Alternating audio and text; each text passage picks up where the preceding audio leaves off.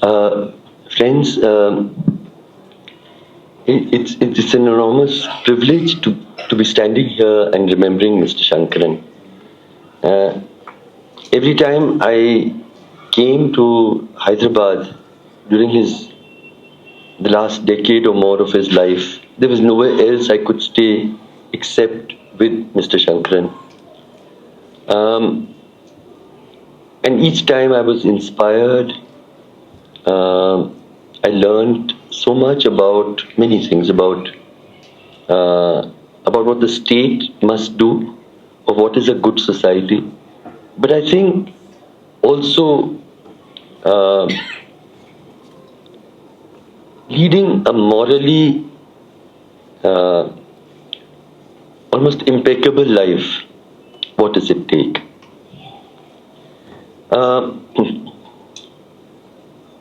I was thinking, what should I speak in 10 or 15 minutes? And there's so many stories to relate. So let me start, and at some point you can tell me to stop. S.R. Shankaran, as a civil servant, is remembered. I mean, he left an indelible imprint of what the state must do for its most marginalized people.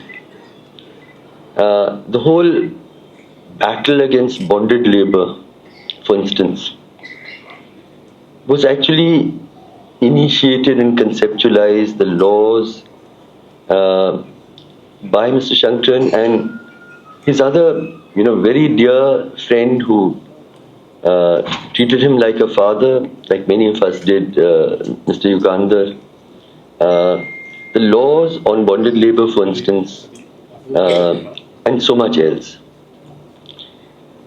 There's a story when I think Chenna Reddy was chief minister, and during a cabinet meeting in which the secretaries were sitting, he said, "There's this really troublesome officer who goes from village to village, sits under a tree, gathers people and tells them about their rights and about bondage and so on and so forth." And he spoke very disparagingly. And Mr. Shankaran was telling me, yes, this is exactly what I do. I go from village to village, I sit under a tree, I gather people, and I speak about their rights, and I encourage them to fight for their rights through the process of organization and the law. That became a point at which he said he got up and went on long leave and said, "I'm not going to be part of this government." And he didn't know what was going to happen. And far away in Tripura, there was a chief minister, very similar to him.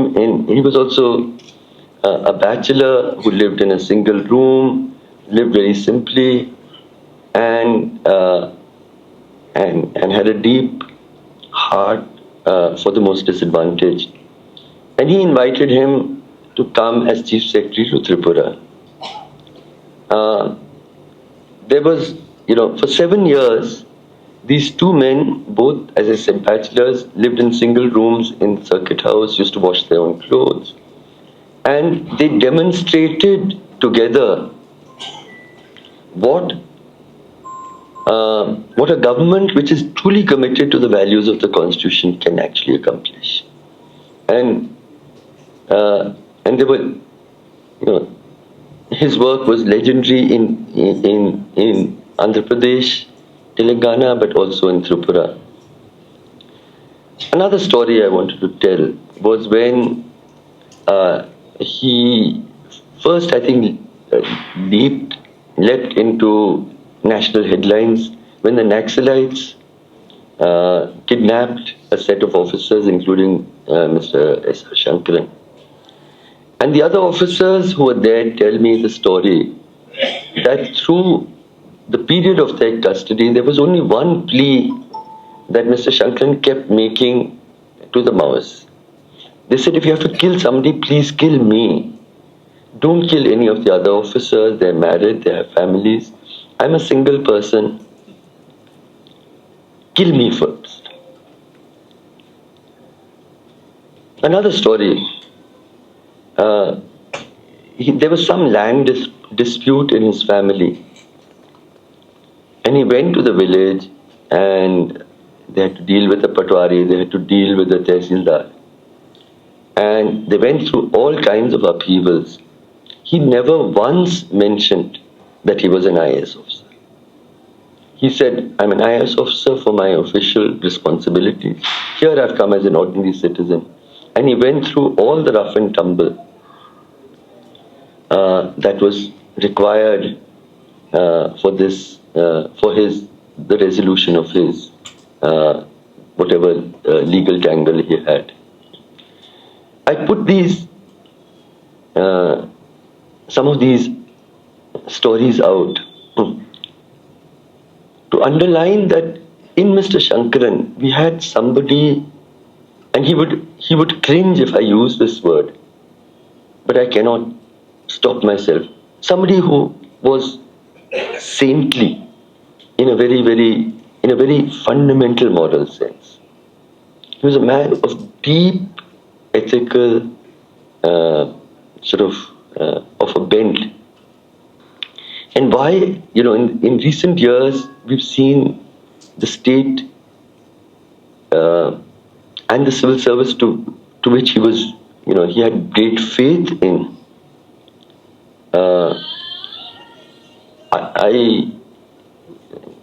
I can talk of many things. I was, our batch in the IAS had a reunion in the academy, and the director went on and on about Amrit Kal, and I'm teaching officers to press a button here and something else will happen here and something else will happen here. And after about 2 hours of it, I just couldn't stop myself. I put my hand up and I said, there are 3 things that I look for in a civil servant. One of them is moral courage. The second is financial integrity. And the third is compassion.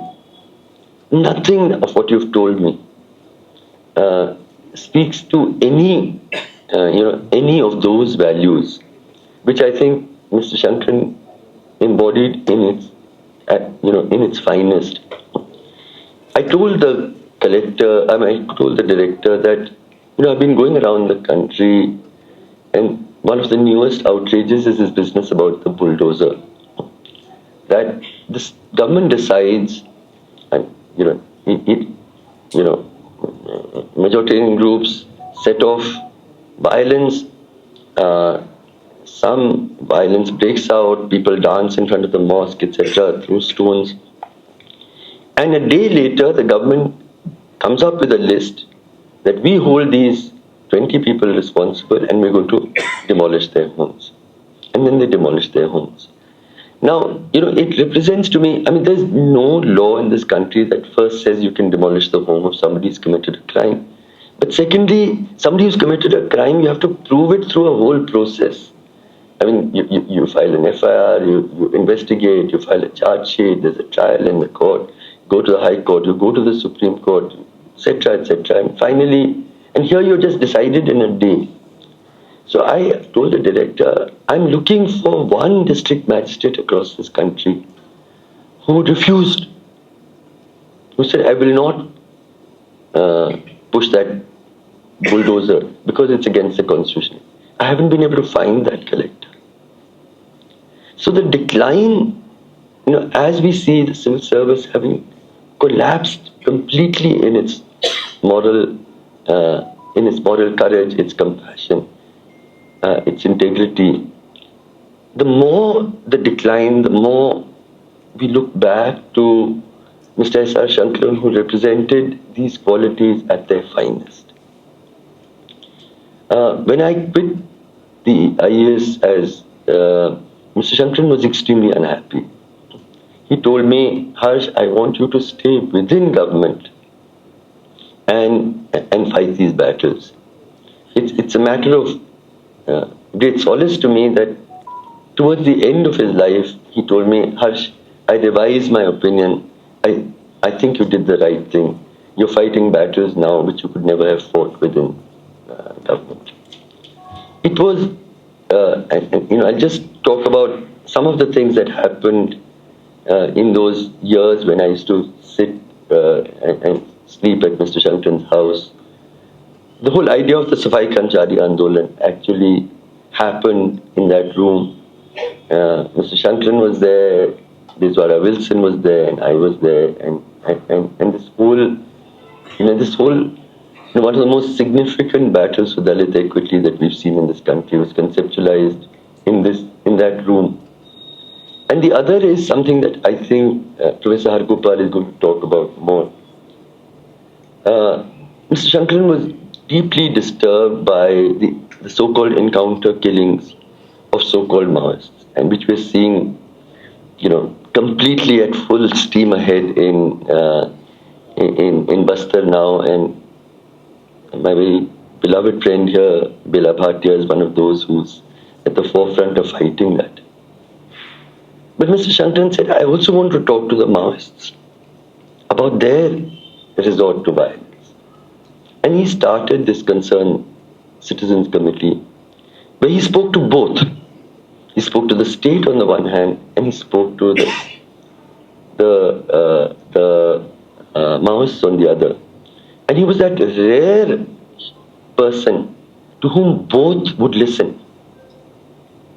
I mean, he had the moral authority for the Home Secretary to sit on one side and the leaders of the Maoists to sit on another, and to talk about how violence must be, both sides must give up violence. And it was an exercise again in moral authority that we have very few examples of in free India. So this is the man we are remembering and honoring today. And as our country and as our world slips deeper and deeper into a darkness of hate, of authoritarianism, of the celebration of violence, of prejudice, of massive growing inequality, we need to remember S.R. Shankran, because he believed in the good state of which he was part of, and he demonstrated what a good state is. And so I'm both honored and privileged and truly humbled to stand here and remember Mr. S.R. Shankran.